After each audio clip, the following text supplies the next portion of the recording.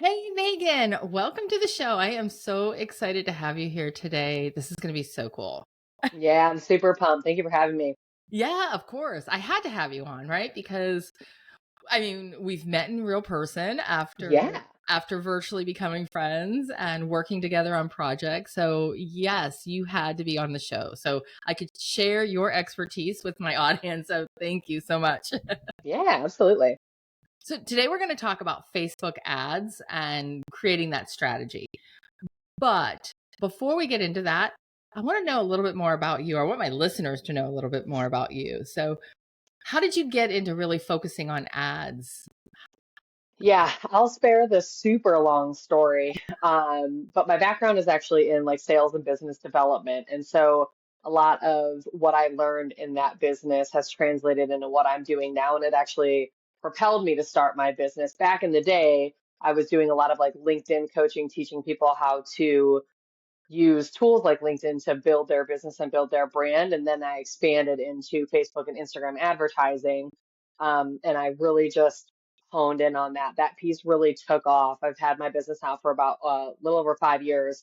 And because a lot of, people were getting online around COVID in that time, Mm. that was really the main focus that just kind of exploded. So I went really in on, really knowing the intricacies of Facebook and Instagram ads, which is why people might be like, why is it just that particular platform and not all these other things? Well, Facebook is weird like that, and it's a full-time job understanding it, keeping up with it, and doing all of those things. Yeah, so that's the short story. Oh, well, you know what? You're right. Every time you think you know Facebook and Yeah. Instagram, Meta, right? That which is the company that is right. That umbrellas it.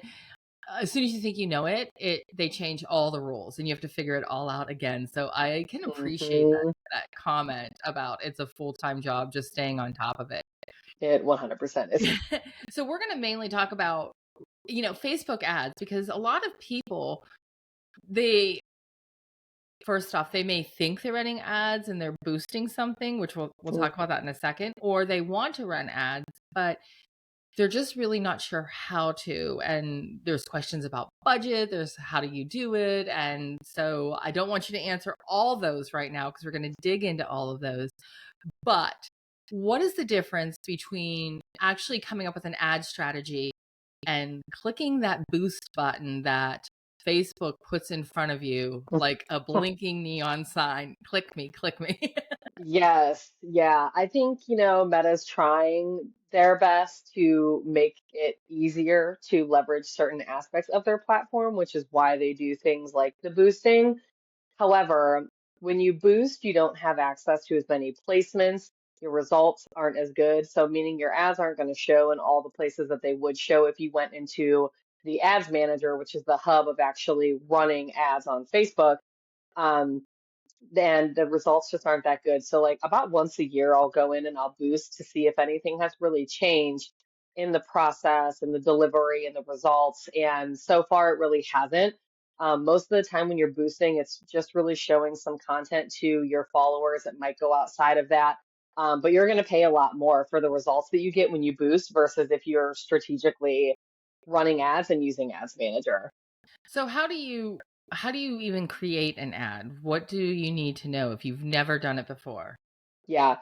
So the one place that I always start, which is more of a best practice, a lot of this stuff isn't quote required anymore by Facebook, but I still do it because in the environment that we're in right now, with misinformation and what, things are being allowed on the platform and hacking and all this stuff. I like to make sure that my clients' accounts are set up for success so that Meta knows that we're legitimate advertisers, we're legitimate business owners, um, and that, there's no reason for them to believe or a reason for their system and whatever they have set up on the back end to shut down my clients' accounts. So my clients' accounts like never get disabled. We very rarely have rejected ads. And I don't know if it's because of this, because I've been doing it since day one, but it's one of those things that I always make sure that I do. And so when you want to get into advertising, you want to go into your business settings and make sure that like all of your correct pages are linked up and you have your business information filled out and your domains verified. And so it's hard to explain how to really do all that like Right. visually, obviously on a podcast. Right.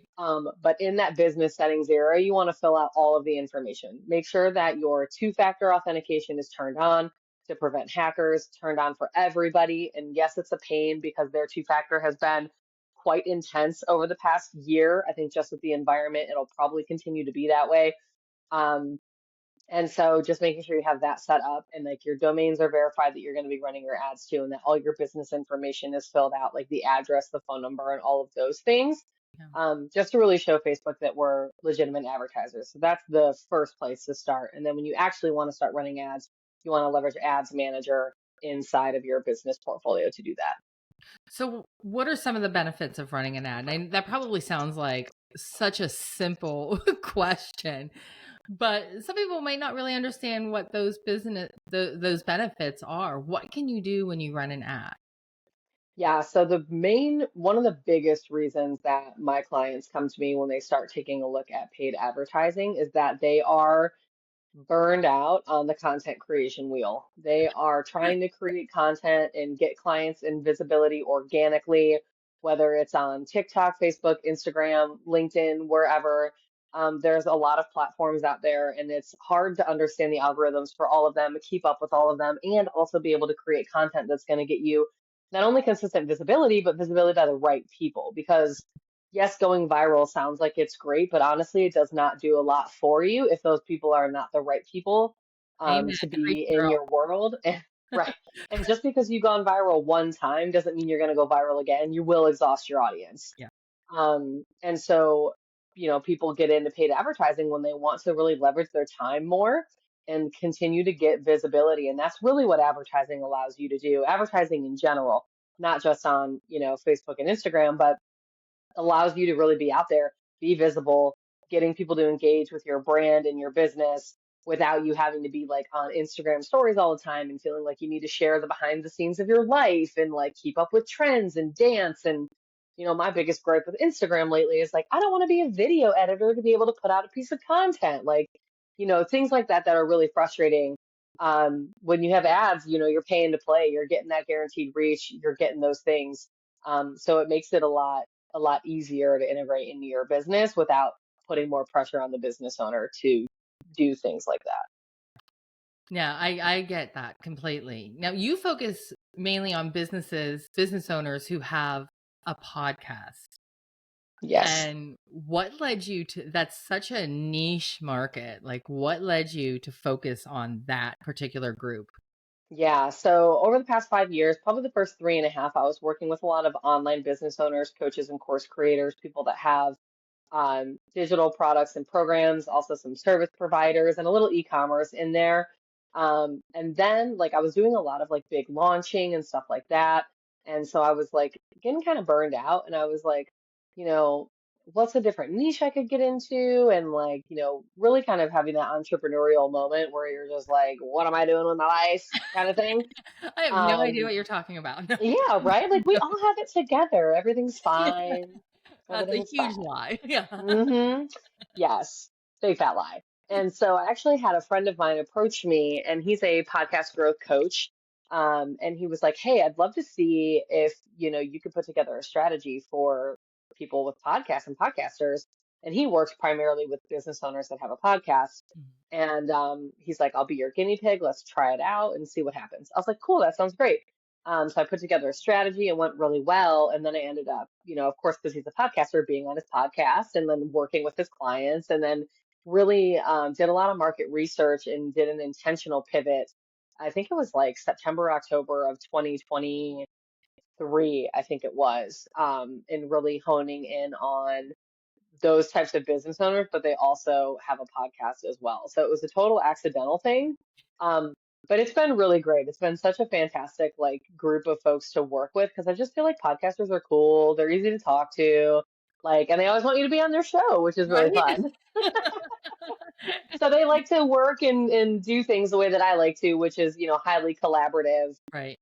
that kind of way. That's interesting that those are some of the characteristics that you shared about a podcaster. And I think you're right. When I think of podcasters I know, I'm like, yeah, Hmm. she pretty much nailed it on what they are exactly Yeah. like. Yep. So you obviously can use Facebook ads to build your audience if you want to build your audience, and you can also do it to grow your business and get more sales, which are two different things. A lot of times people think it's all one, but Hmm. there's actually two different ways to do that. If I wanted to, we'll start with build your audience. If I wanted to build my audience and get more people to know about me, what type of ad would I run? Is there one particular kind, or can it be a few different types? Yeah, so there's a couple different ways in which you can build your audience.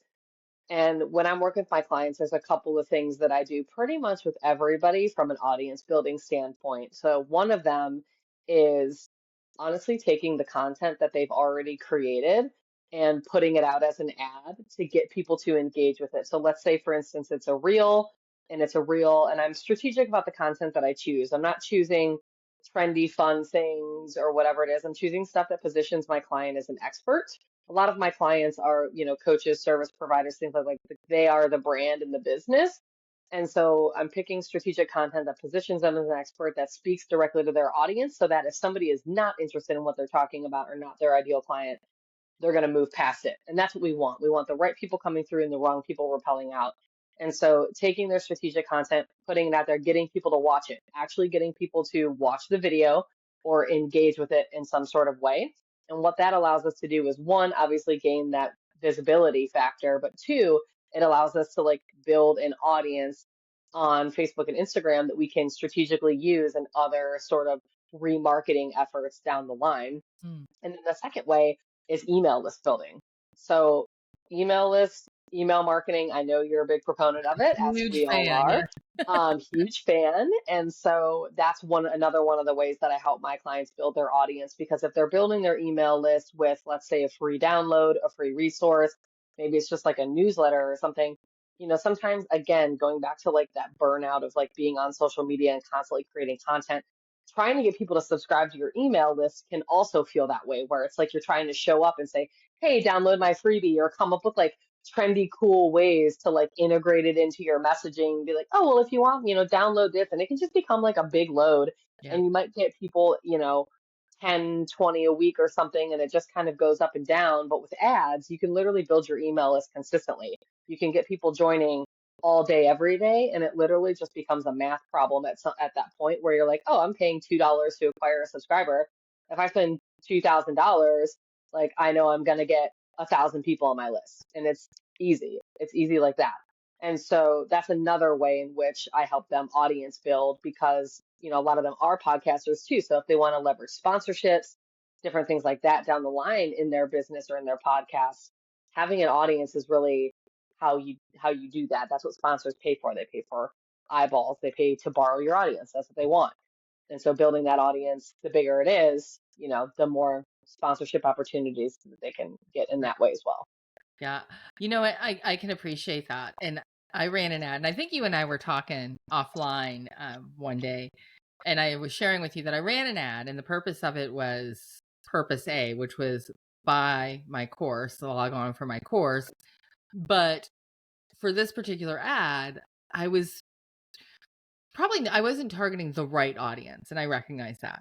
What ended up happening is they were signing up for my email list, which was to me still a win, but I probably could Yeah. have done it a little bit different and probably saved money if I was more strategic with it. If I was doing it for somebody else, which I don't do ads for anybody, which this is an example why I don't. But I could have been more strategic on my objective and what type of ad I was running. But I love the idea of running ads to grow your email list. But here's my thought, and I guess my question, and you can tell me if I'm on the right path or not on the right path. If I do that and I'm giving them, like I'm leading them to my lead magnet, they get the freebie, there's no cost. Then what I do is in my email series of nurturing, I have a call to action that does have a dollar amount to it at the end of that, asking them to purchase something, right? And Hmm. is that a good strategy, or is there a better strategy if you do something like that? So I will preface this with like email marketing, conversion writing, copywriting is not my area of Okay. expertise. However, we're acquiring these people because we are a business and we Right. want them to buy from us. So, yes. Do you want to like, left hook them in the first email and be like, buy this $2,000 thing? We're gonna go Probably screaming not. into the night. Yeah, like we want to nurture them. But if you're doing like, a 5 or 7 like generally nurture welcome sequence, like putting a call to action in there to purchase something is totally fine. That's what we want. Like we want people to, buy from us, and it works really well too if you have a properly, placed offer that aligns well with the freebie. And sometimes people put even an offer rate on the back end of their freebie as like a tripwire. And so you can do that too. It's really, every business is different. So it's really about figuring out the flow that works best with like you and your services and your product offering. There's no one right way to do it. That's one of those things I always tell people, like, just test it. Like, there's nothing wrong with asking for a sale. It just depends on like how you want, how you go about it. Like I said, you don't want to left hook them right Right. after, they get on your email list and be like, cool, here's a giant upsell. There's definitely a way to do it, but some audiences might respond to that. So it really just depends on the business. Right. So if I wanted to use Facebook ads, I'm a business owner, I've got a podcast, and I want to increase people listening to my podcast. Mhm. Is that something I can use Facebook ads to do? Yes. So that's one of the things like with my clients and what I've found since like being in the podcasting niche is like everybody has like their marketing and stuff over here on the left hand side and all like the marketing efforts that they're doing. And it's almost like their podcast is like separate. And they have a hard time in figuring out like how to intertwine those things together and really maximize what their podcast is doing. It's kind of like its own little thing. And Mhm. so what I've done from like a strategy perspective and being able to leverage the podcast is really building it into the ad strategy. So I'm building audiences, I'm building email lists and things like that, but I'm also using the podcast as well to not only bring in new people, so people from like a top of funnel perspective, if we're going to a cold audience, they can engage in a lot of different ways, whether it's the content, the podcast, or the email list. They're seeing different things because some people are audio people, some people aren't. Right. So we're appealing more to the masses, but we're driving people directly to the show and we're being strategic in who we are targeting, but how also we are talking to them. And so Facebook's changes lately over the past like couple of years now have been a little bit more liberal on the targeting. So your targeting is now more of a parameter or is more of a suggestion than a parameter than it Mhm. used to be. So we want to be specific in like the copy that we're using. Messaging has never been more important in an ad than it is now. And so making it strategic so the right people are coming into the show. But then I also like to do retargeting as well with like podcast episodes and like different clips and things like that to use more of that content that you've already created. That's another thing I love about working with podcasters. Like they are never short of content, which is great for me because It's I'm so like, true. let me in there, give me your Dropbox file, get me in your Canva, and I can take all the stuff because you already have it. Right. And then really just like using it in the ad strategically to like stay visible, drive listenership, but also again position my clients as an expert and sharing their episodes of them talking about specific things that might be relevant to their business or relevant to their ideal customer that's coming into their business. Right. So you mentioned retargeting, and Hmm. you just whipped right through that, right? Just because that's your lingo and you Yep, know what retargeting is, but somebody might be listening going, "Wait a minute, what does she mean retargeting? What is that? yep. How do you do that? Why is it important?" Yep. What's the So answer? retargeting sounds super fancy, but all it means is to show somebody your shit again. So somebody that came to your website, somebody that has engaged with you online, maybe they're a follower of yours on Instagram, they already know you. They've engaged with you in some way. We're going to show them another ad. Just because now that they're in your orbit, in your world, we want to stay in front of them. So that's all retargeting means. It just means to continue to show somebody that's engaged with you originally more of your stuff via Right. ads. And it works because I get retargeted all the time. If I go to visit a website and I'm shopping, and then all of a sudden I'm seeing ads for exactly Yep. what I was looking for. So they Hmm. target me quite a bit. And it Yep. works, right? I mean, Yeah. it I absolutely love it. I yeah, love targeted advertising. I'm I like, do show too. me more stuff that I like. Like that, I I know. love it. Well, I you know bought so much stuff through Facebook ads. what's funny is that sometimes I see something on Facebook and I'm like, "Oh, and it's a sponsored ad." You can see it's sponsored.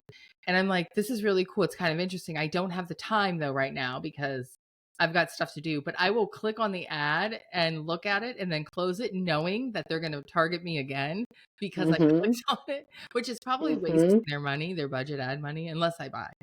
But I will do that because I know it's going to show up in my feed again. So I'm like, okay, that's the daily Mm-hmm. way. I'm looking at it and now retarget. Yeah. And I love that you mentioned that too, because this is one of the things I talk to people about a lot is like, we have to think about the users on Facebook and Instagram. And that's what really comes into like the ad strategy and what I do and how I do it and all that kind of stuff, because like that's most people. Yeah. Like if you really think about it, like it's not like Google where somebody is searching like, okay, I have my basement is flooded, I need somebody now, Right. versus like everybody on Facebook, it's passive. They're not there looking for a solution. They're there looking to engage with other people, see what's up with their friends from high school, and then occasionally an ad slips through.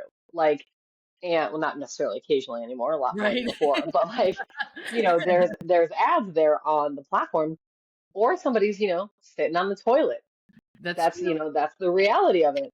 And so it's like, how are we going to catch them? But that's why retargeting is so important, because it might not be the right time for them. So they might engage with it, open it up, and then something happens. They go do this, whatever, life is lifing, and then they forget about it. It's not that they weren't interested in the product or the service. It's that, again, it's a passive platform. They were using it passively and something more urgent came up. Yeah. And so that's why we want to retarget so we don't lose those opportunities of staying in front of those people. Right. Right. What's the biggest mistake that you see, Megan? Mm, boy, I feel like there's a lot. I think the biggest mistake that I see that people have when it comes to Facebook ads is like one, just like winging it by themselves. So they're like setting up the campaigns wrong. They're not choosing the right objectives. They aren't using their Facebook pixel, which that again, what that is like a little piece of code that you put on your website that allows Facebook to that allows the campaigns to learn about like who is purchasing and who is opting in and things like that. Like just kind of like freeballing it without any sort of like expert help. And when I mean expert help, I'm not talking about like they need to go out and hire an ads agency, but like go on YouTube, read a blog, Yeah. like kind of go through some things to like help you get that stuff set up. That's one of the main ones just from like a fundamental standpoint. And then another one is like really not knowing who their customer is. Mm. Because again, messaging is so important now because back in the day, and when I say back in the day, I'm talking like 5 years ago, not even that long ago, like we could get super niche with our audience and be like, I want to target women that are 30 to 35 that have this, and this. And it would be a really small niche audience, and we could run ads to them to get them to buy stuff, and it would work.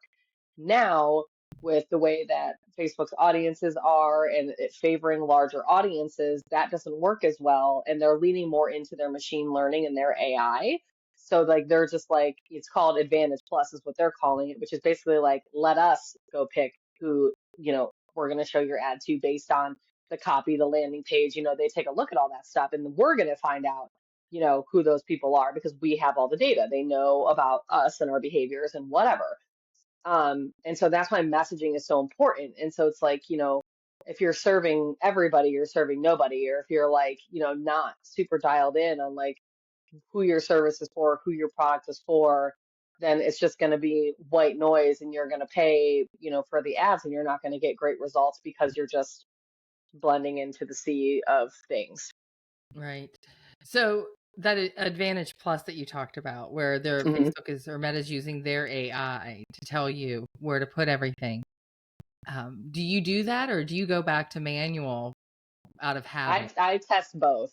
Do you? I test both. I'm trying to get out of my old crotchety ways of like this is how, I've always done it kind of thing and sort of move with the times. Because, a lot of my ad manager friends are testing it. It's working really well. I've started integrating it into some campaigns. Seems to be working well, but I'm still early on. Yeah. Jury's kind of out, but I know a lot of people that are having success with it. But again, it does come down to like making sure that you know who you're talking to, You're who your talking stuff is to. for. That's so important, whether you're running an ad or just in your business, to know who you are talking to. And I think, you're sharing that as a big miss that you see when somebody wants to create an ad. I see it as a big miss that I see just when they're starting a business, that Yeah. they're not sure. They want to serve everybody, and there's a fear, like what you're doing and who you're targeting. Business owners who have a podcast, that is such a small piece of the pie that they feel Hmm. like, more times than not, what I hear is that, well, then I'm only going to get like a small piece of the money pie because because that's who I'm targeting. But it's not like Hmm. that at all, is it? There are so many people. Like, it's crazy to me when people are like, oh, this is oversaturated. I'm like, do you know how many human beings there are in this country alone? Like, even if your business gets 1% of 3 billion, whatever, 2 billion people, however many people are here, like, your business couldn't even handle that. Like, that's a crazy amount. You know what I mean? It's like, there's so many people. There are so many people and plenty of room. Yeah, there are. There are. So if somebody's listening and they're like, I need to run Facebook ads. I know that I need this. I've put it off. Um, how can I get you? How can I get in touch with Megan so that she can help me run these ads and grow my followers or increase my business? How can we find you? Yeah, so my website is chimehousemedia.com. There's on the contact page, you can book a call directly with me there.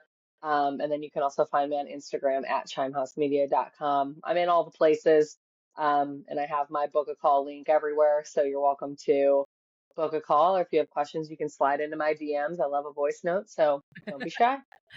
Sounds good. And all the links are below in the show notes. So you can just connect with Megan on any platform where you're at and where you find her, and shoot her an email. She is amazing at what she does.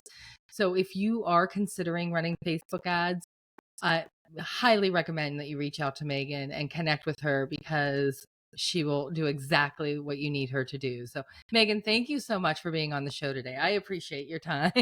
Thank you so much for having me. Yes, you're welcome. All right, everybody. We'll catch you next week. Bye.